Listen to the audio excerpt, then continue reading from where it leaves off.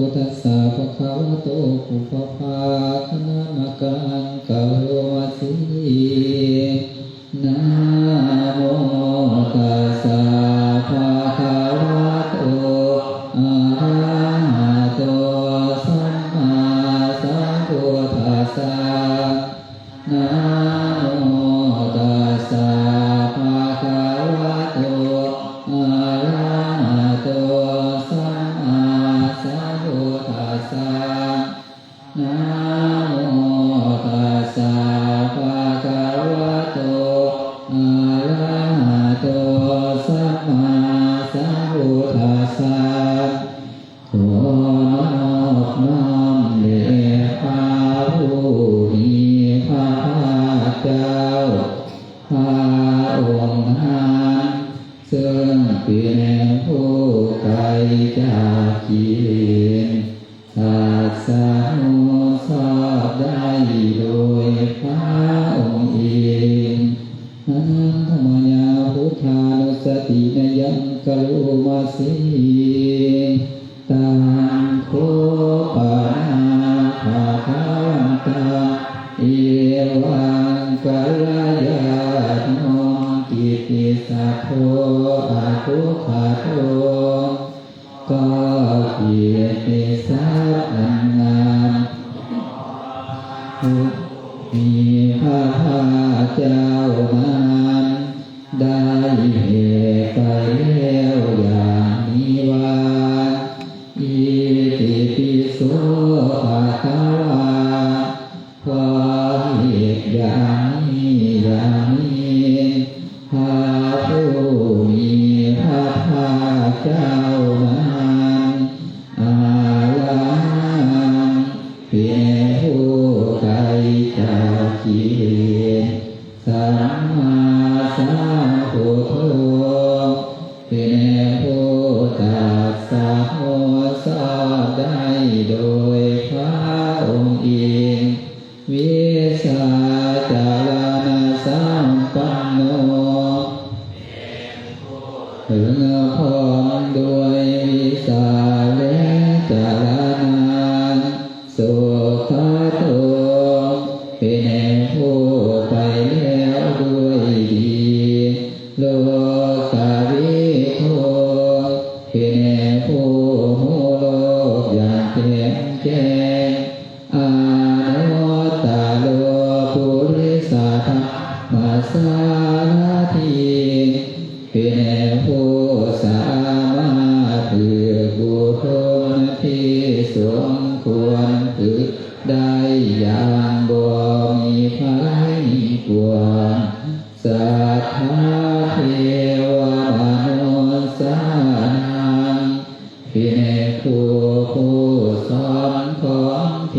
วดาและมนุษย์ทั้งหลายพุทโธผู้ตื่นผู้เบิกบานด้วยธรรมภาวะทีเป็นผู้มีความเจริญจำแนกธรรมสั่งสอนสัตว์นี้นาทิเมสารนังอัญญังพุทโธเมสารนังวาลังสาลานะอื่นของข้าน้อยบ่มีพระพุทธเจ้าเป็นสารณะอันประเสริฐของข้าน้อยเอเตนะสัจวัสสีนาวัฏฐิยังสาธุสาสนีด้วยการกล่าวคำสัจจานี้ข้าน้อยคงเจริญในพระศาสนาของพระสังฆดาพุทธังเมวันตมานีนายังปุญญังปัสสุทังอิทาข้าน้อยผู้ไว้อยู่เสื้อผ้าพุทธเจ้าคนควายบุญใดในบาทนี้สา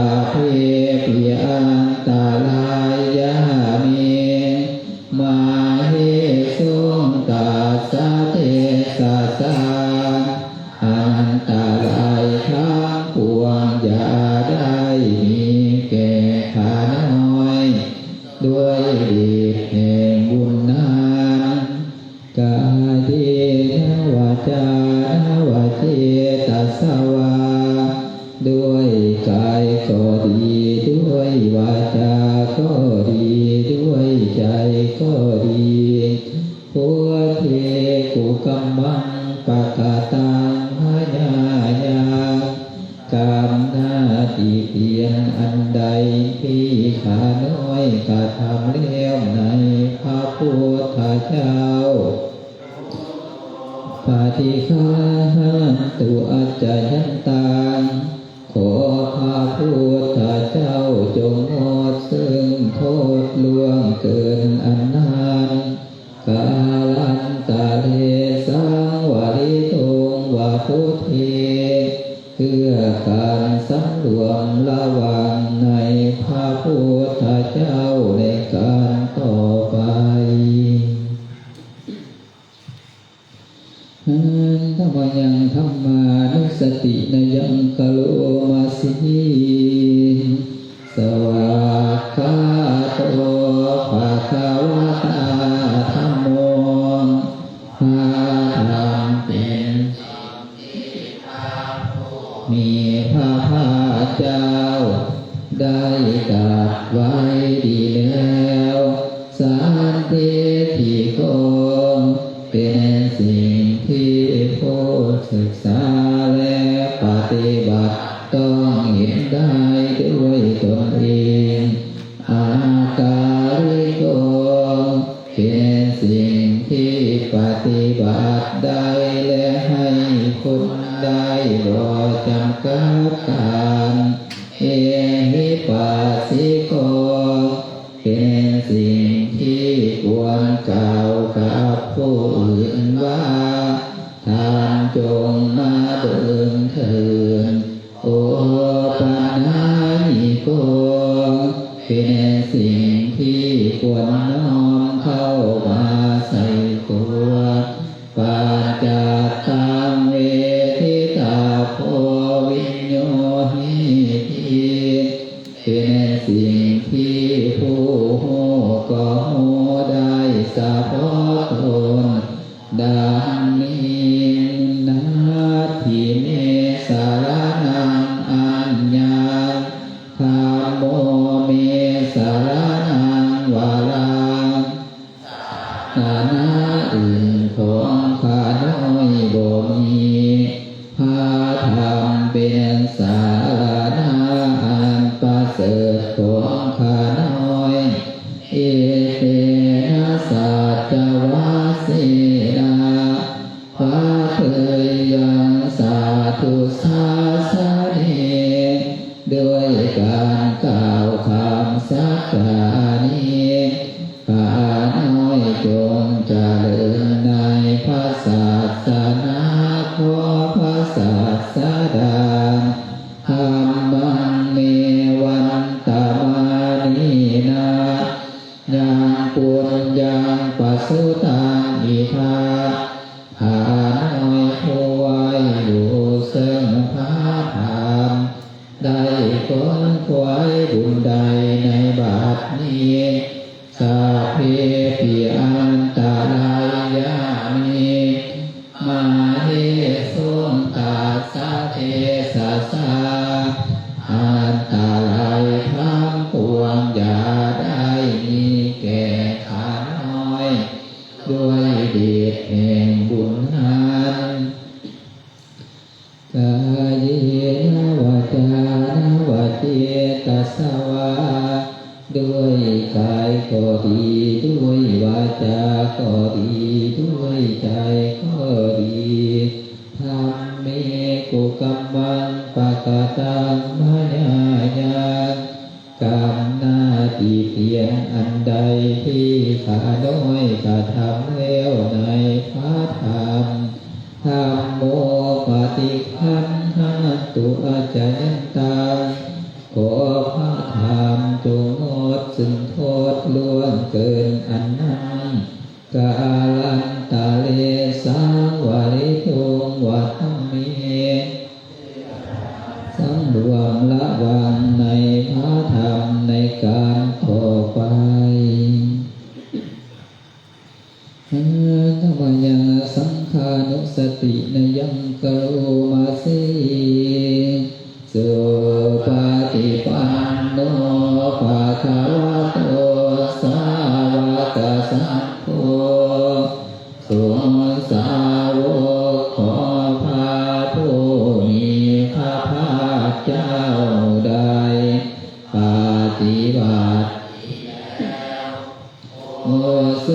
ฏิปันโน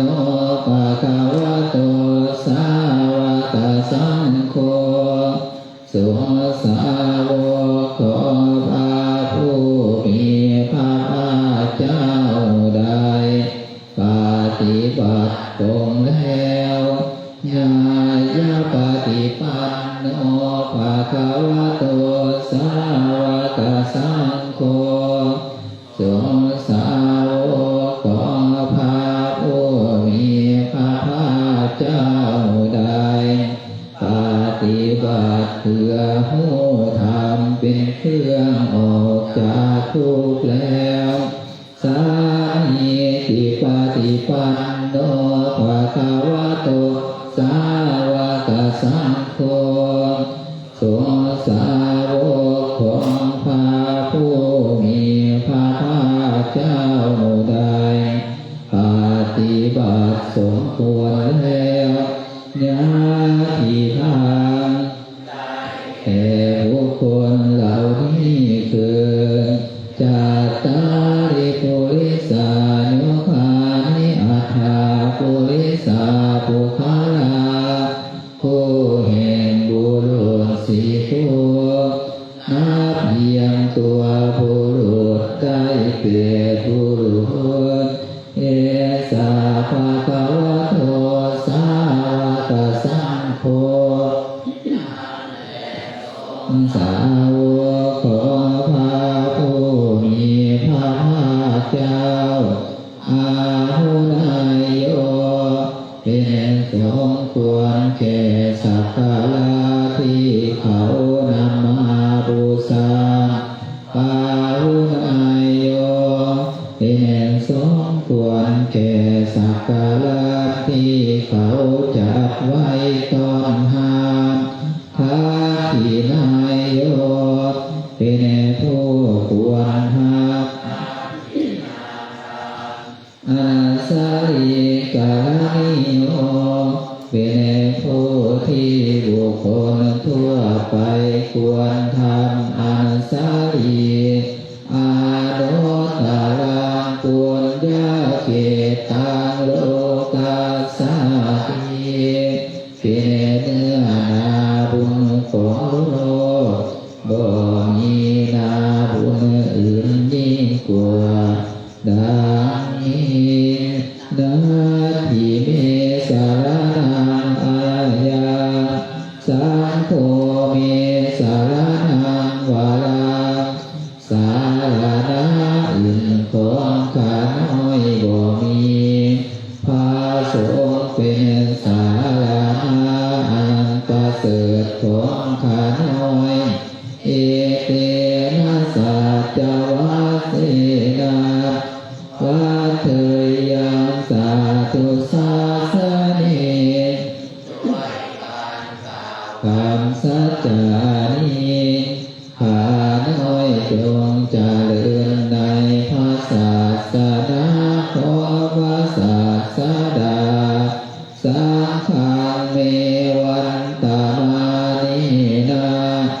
ยังปุญญังปัสสุทังอิทาข้าน้อยผู้ไว้อยู่เสื้อผ้าสวมได้ขวนขวายบุญใดในบาทนี้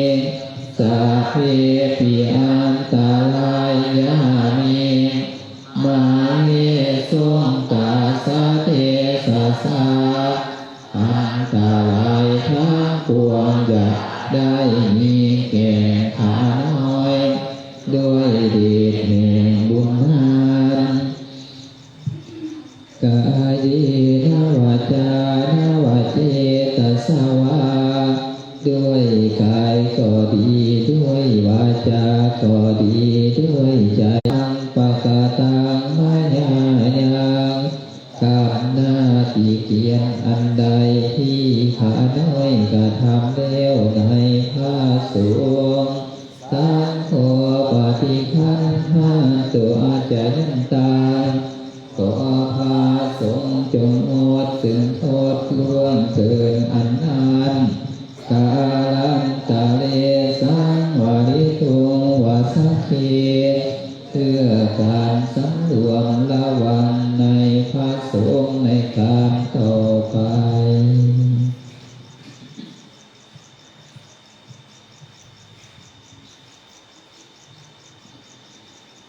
จุดจุ่มหนา18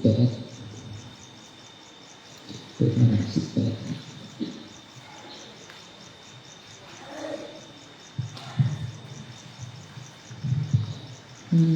ธรรมยังตังเย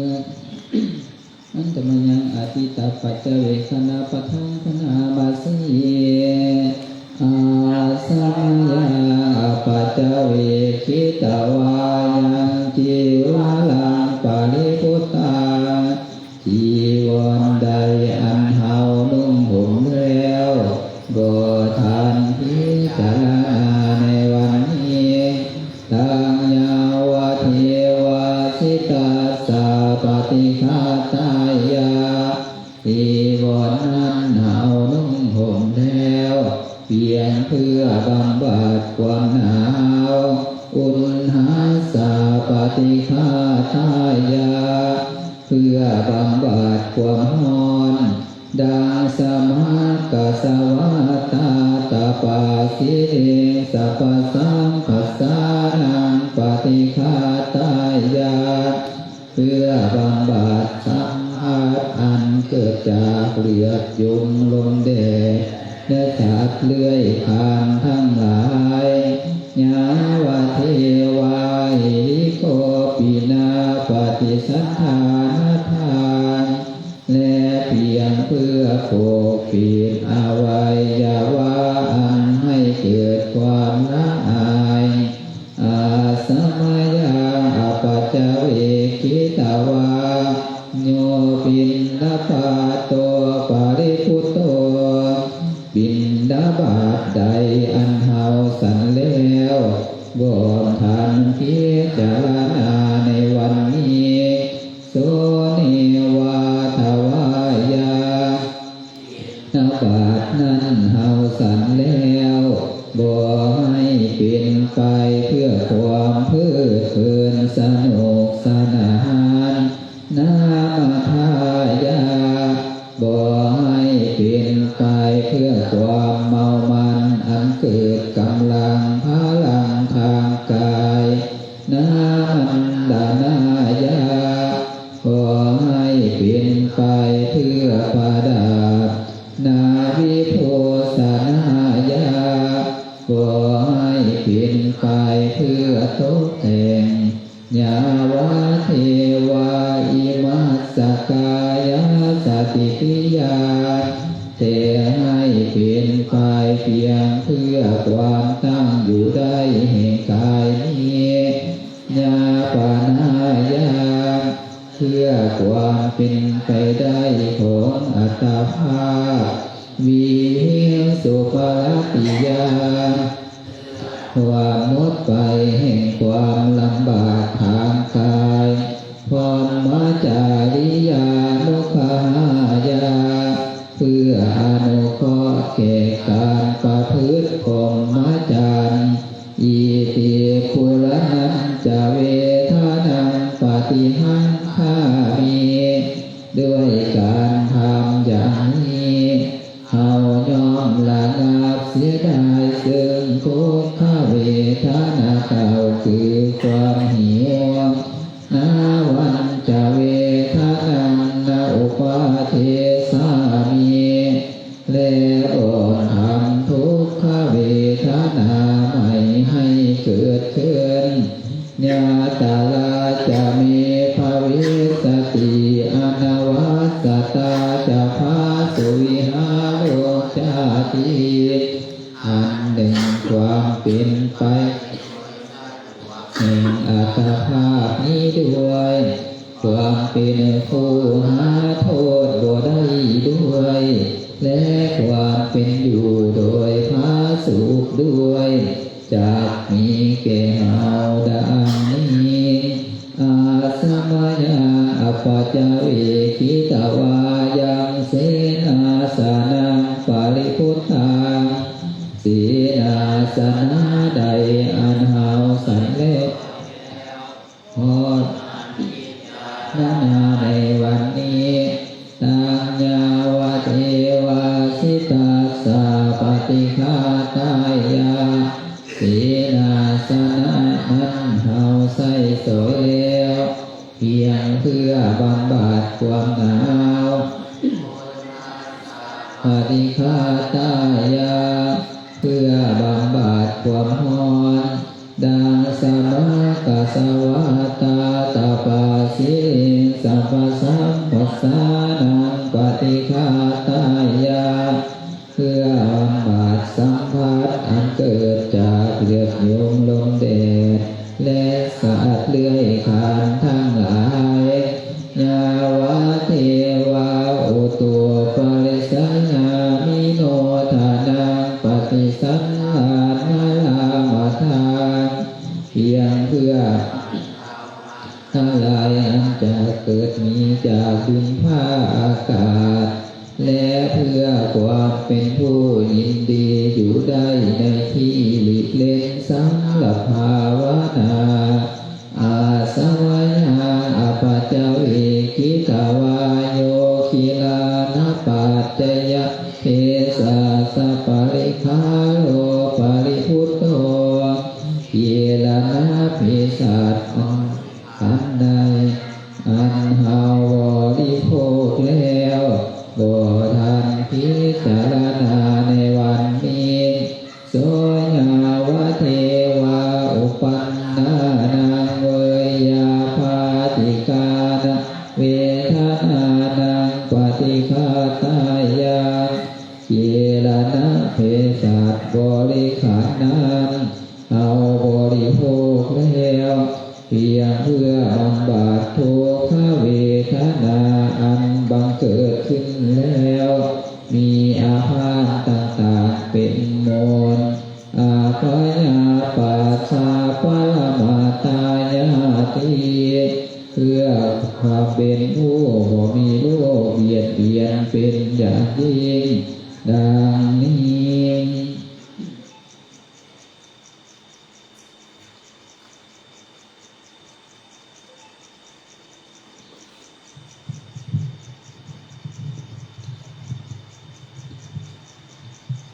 เป็นอันดับ32เป็นอันดับ32นั้นธรรมยังถาวเตสากะปะทังวนามาสีอายังผู้มีกายโยกายของเฮานี่แลอุทาปะทาตาลาเบื้องเถิงแต่พื้นเท้าขึ้นมาอาโทเกสามาตากาเบื้องลงแต่กายผมลงไปตาจาปริยันตัวมีดังห้มอยู่เป็นที่สุดหอโพโลนานาปะกาลาสาโสทิโนเต็มไปด้วยของบ่สะอาดมีประการต่างๆอาทิมัสสมิงกายเยมีอยู่ในกายนี้เกสาคือผมทั้งหลายโลมาคือขนทั้งหลายหน้าขาคือเล็บทั้งหลายอันตาคือแขวทั้งหลายตาโจนามังสังเนื้อนาหาโลเอ็นทั้งหลายอาทิกระดูกทั้งหลายอาทิมินสร้างเยื่อในกระดูกว่ากลางน้ำถ้าอย่างหัวใจยากะนาตากิโลมากาพังผืดปีหาต่างตายปากภาษาปอดอาตังไสใหญ่อาตาคุณาไสน้อยอุทาริยังอาหารใหม่กาเลสังอาหารเก่าปิตาน้ำดีเสมหังน้ำเสลดอุโหน้ำเหลืองโลหิตังน้ำเลือดเสโทน้ำเหงื่อเมโทน้ำมันคนอาสุน้ำตาวาสาน้ำมันเหลวเทโลน้ำลายปานิกานาโม สิกานะมันไข่คอมุตตังนะโมมัทธเกมัทธะลุงคางเยื่อในสมองเอวะอายังมีกายโยกายของเฮานี้อย่างนี้โอทาปทาตา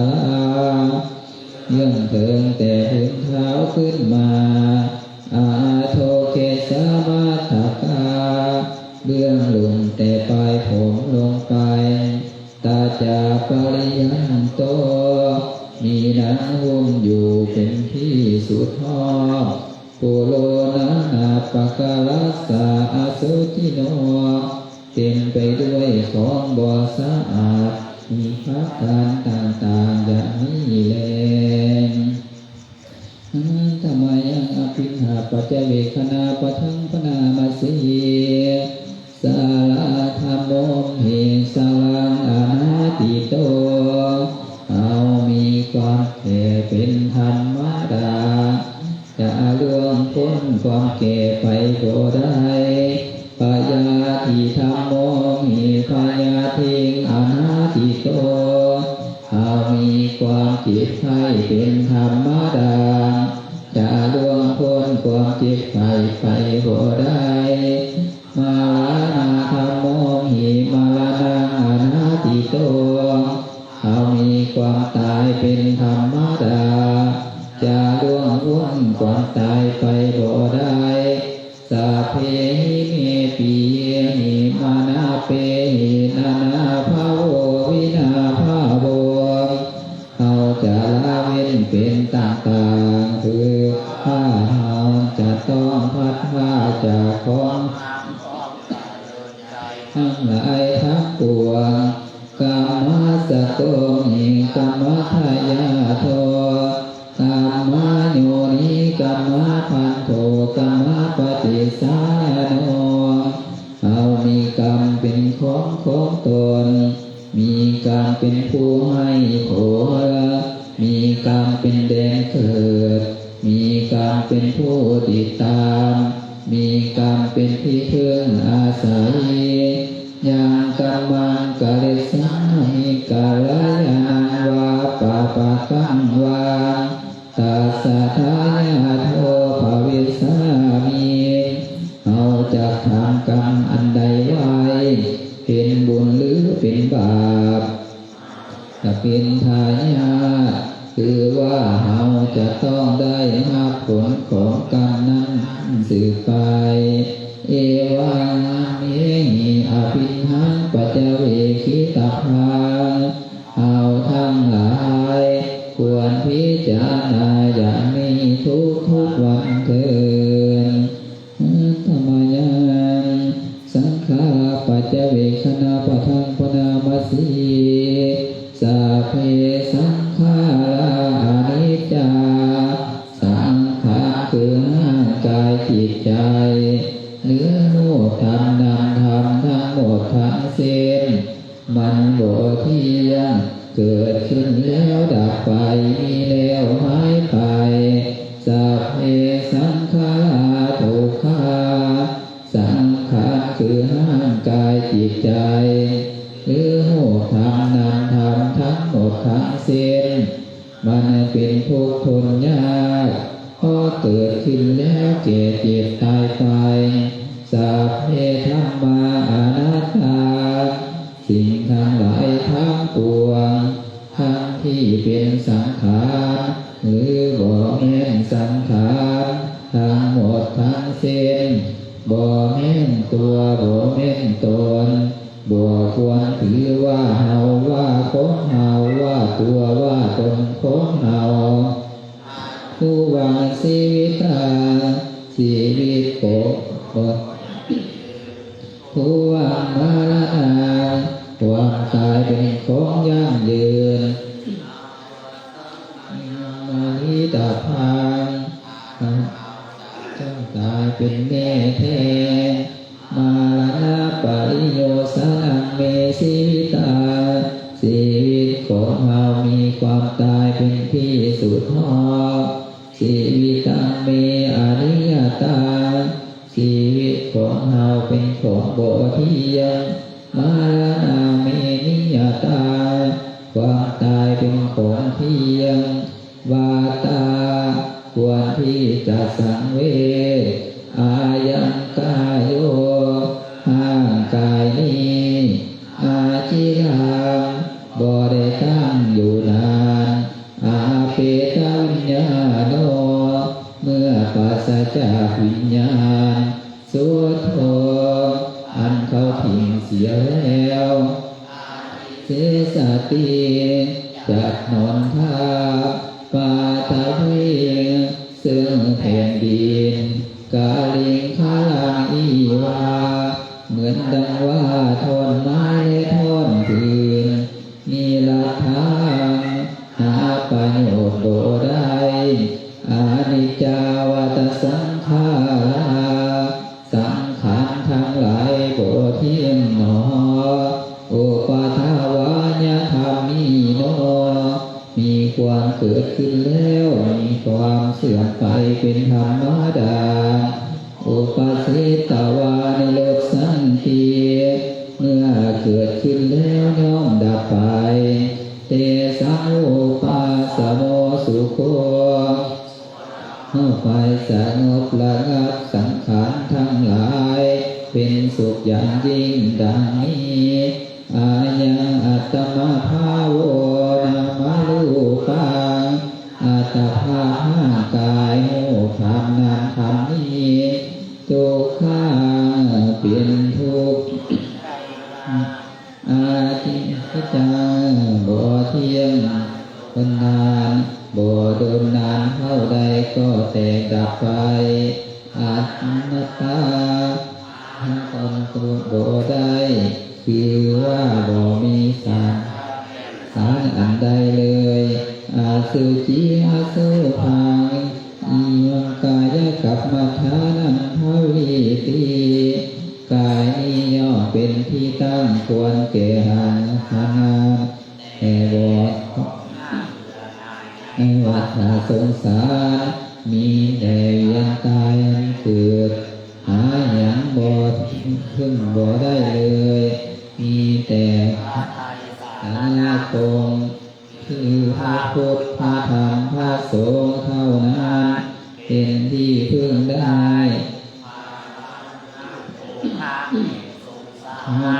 ให้เข้าถึงพระนิพพานเป็นที่พ้นทุกข์ได้แล้ว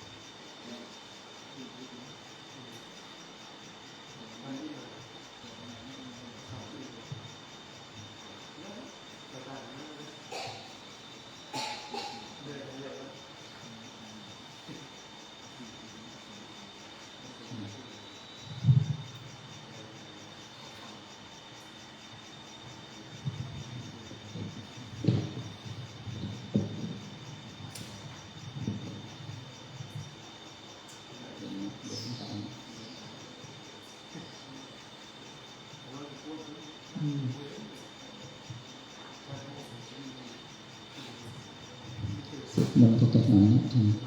เพลิตาเปิดหน้าหนา73หนา73สุดที่สลาทุกคน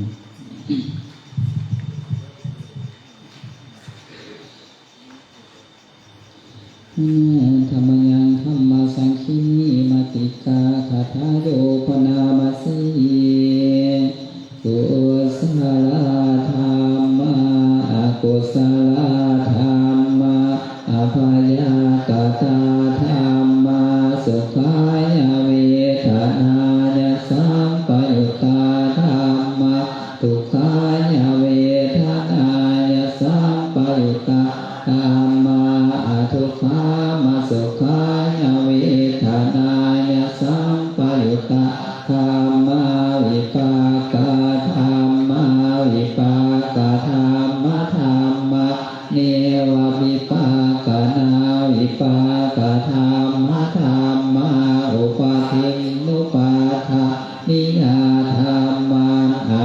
าทินุปาทานิยะธรรมังอนุปาทินานุปาทานิยะธรรมะสังกิริยสัสสังกิเลสิกาธรรมะอสังกิริยสัสสังกิเลสอาสังกิเลทัสสังกิเลสิกาธรรมะสาวิตกะสาวิจาราธรรมะวิจารามตาธรรมะอาวิตกาวิจาราธรรมะปิติสหคตาธรรมะสุขาสหคตาธรรมะอุเบกขาสหคตาธรรมะอาสเนนะปะหาตภาธรรมะภาวนายะปะหาตภาธรรมะเนวทัสสะเนนันภาวนายะปะหาตภาธรรมะทัสสะเนนะปะหาตภาเหตุกาธรรมะภาวนายะปะหาตภาเหตุกาธรรมะเนวทัสสะเนนันภาวนายะปะหาตภาเหตุกาธรรมะอาจยคามิโนธรรมะมิโนธรรมะเนวจยคามิโนนาปัจจยคามิโนธรรมะเสขาธรรมังอเสขาธรรมังเนวเสขานะเส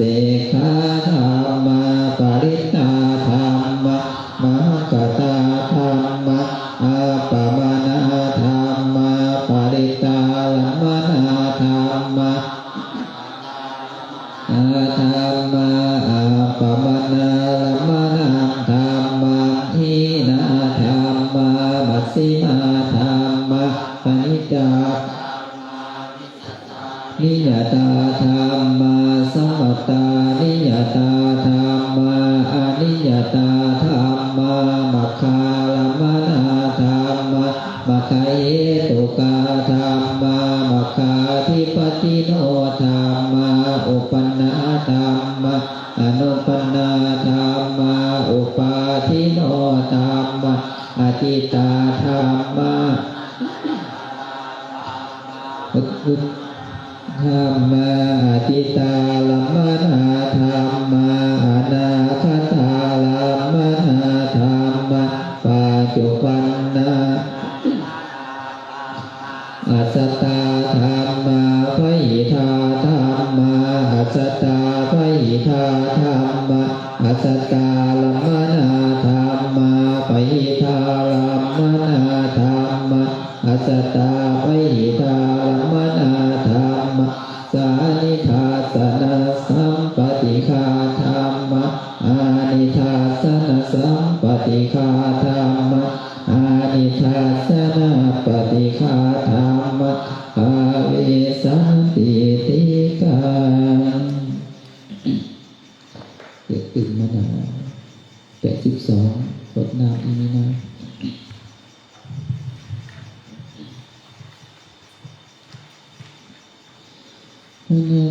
ธรรมยังอุทิสานาติกถา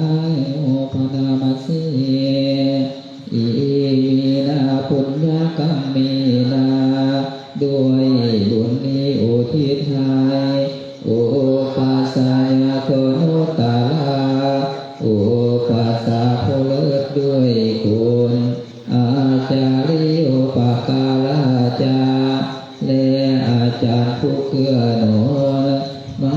ตาปิตาจายาตากาทางพ่อแม่และพวงญาติลิยจันทิมาสาโหลิยจันทะเลลาสาปัวนวันตานาลาปิจาผู้ทรงคุณหรือสูงสาพรหมามาลาใจอินทาจาพรหมาลาอินทาลาโลกาปาราจาเทวตาทางโมเทและโลกบาลยะโมมิตามนุสาจายอมมาลามนุษย์มีอาสตาเวริกาปิจาผู้ เป็นการโคจรผ่านสาเพสัตตาสุขีมุนตัวขอ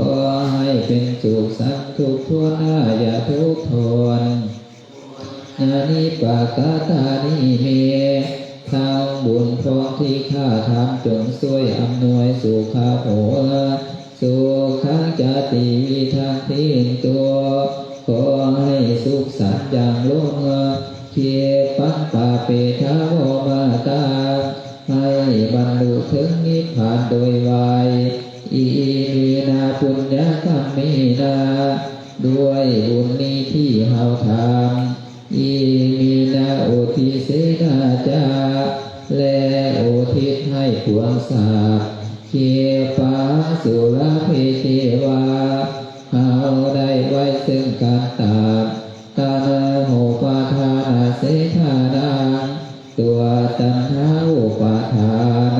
เยสัตตาเดหินาธัมมาในดวงใจยาวานิพพานโตมากว่าจะถึงนิพพานนาสันตุสัพพะทายิวาสาลายหมดจากสันดานอาทาสตุภาเวภาเวทุกภพที่เฮาเกิดอุสุจิตตังสติปัญญามีจิตตรงและสติปัญญาอันประเสริฐสังเลโควิญญามีนาพร้อมทั้งความเพียรเลิศเป็นเครื่องปูดกิเลสหายมาโอกาสาโอกาสจะได้มีแก่หมู่มารทั้งหลายกาตุจาวิเยสุเมเป็นอันต้องปาทุกข์สายทำลายล้างความเพียรจนโอทาทิปาวโลนาโทพระพุทธเจ้าเป็นที่พึ่งอันประเสริฐสูงสุดธรรมโมนาโทวารุตตโมที่พึ่งอันอุดมนาโทปัจเจกาพุทโธเจ้าพระปัจเจกพุทธเจ้าเป็นที่พึ่งด้วยสังโฆนาโทตโลมาพาสงฆ์เป็นที่พึ่งยิ่งของเราเตสุธรรมานุภาเวนะด้วยอานุภาพนั้นมาโลกสังฆพันตุมาขอหมู่มารอย่าได้ซ่องทาสาปุญญานุภาเวนะด้วยเดชบุญทั้ง10 กองโลกาสังฆพันตุมาอย่าเกิดโอกาสแก่มันเถิดปฏิสัมพันธ์เกี่ยวนั่งสมาธิก็ให้จำเป็นไป